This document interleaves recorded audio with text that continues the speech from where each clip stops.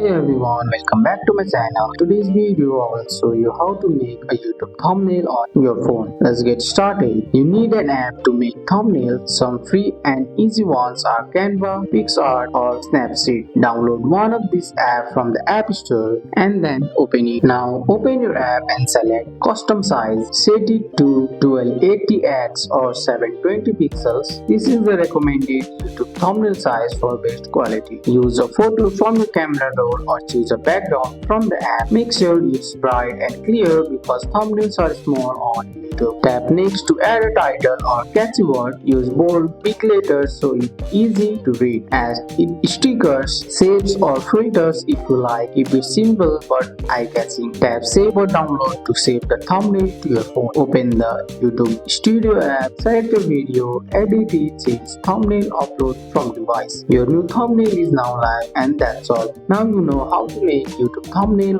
on your iPhone. Simple steps. That's all for today's video guys. I hope you guys like this video. If you found this video helpful, drop a like, subscribe for more videos. Thanks for watching. See you in the next one.